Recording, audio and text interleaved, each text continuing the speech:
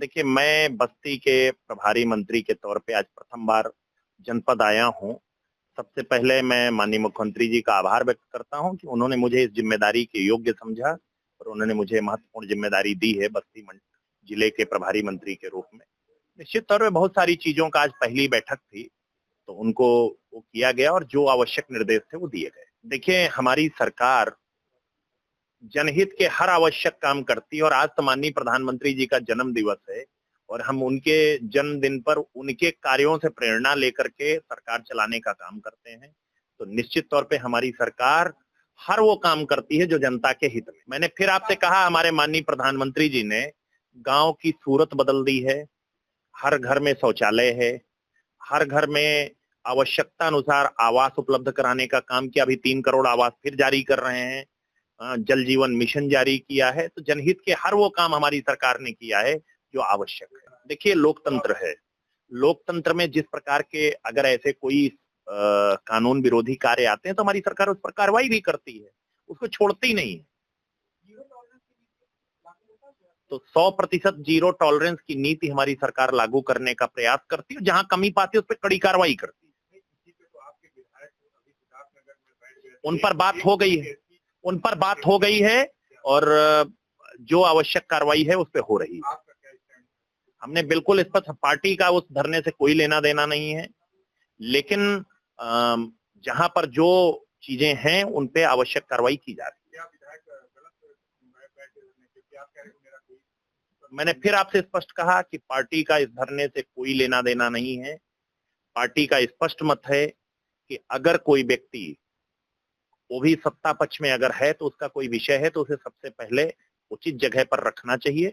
अगर वहां से किसी प्रकार का अगर हल नहीं निकलता है तो लोकतंत्र में बहुत सारे, मैंने फिर आपसे कहा कि उनके विषयों को सुना जा रहा है और उसको एड्रेस करके हल करने का प्रयास किया जा रहा है। मैंने एक बात आपसे कही कि माननीय प्रधानमंत्री जी और माननीय मुख्यमंत्री जी के नेतृत्व में हमारी जो डबल इंजन की सरकार है वो जनहित के कार्य करती है और जहां कोई कमी रहती है उसको दूर करने का प्रयास करती है।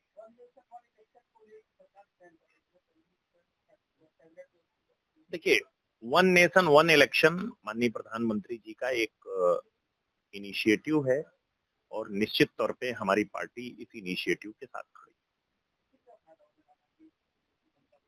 निश्चित तौर पे इस पर बहुत सारी जो चीजें हैं, बहुत सारे जो अलग अलग समय पर चुनाव होने पर जो बहुत सारी दिक्कतें आती हैं वो सब दूर हो जाएंगी।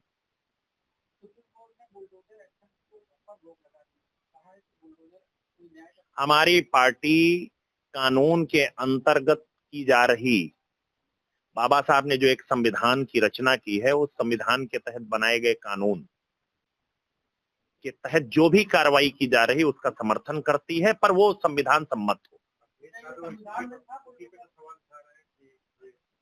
मैंने फिर कहा, हमारी पार्टी बाबा साहब भीमराव अंबेडकर के बनाए हुए संविधान सम्मत हर कानून का समर्थन करती है और उस कानून के अंतर्गत की जा रही कार्रवाई का समर्थन करती है।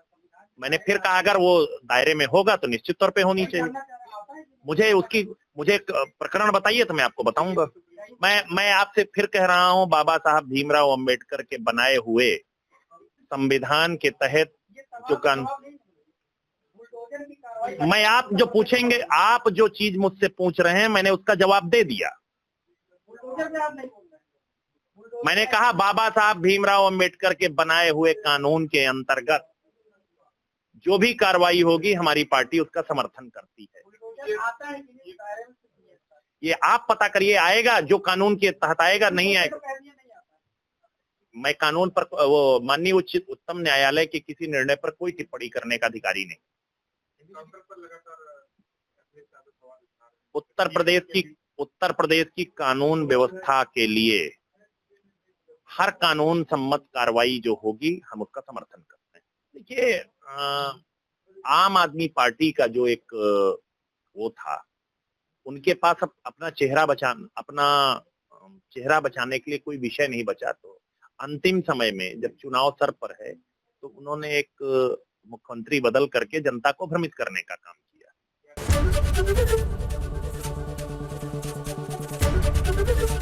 एबीपी गंगा, खबर आपकी, जुबान आपकी।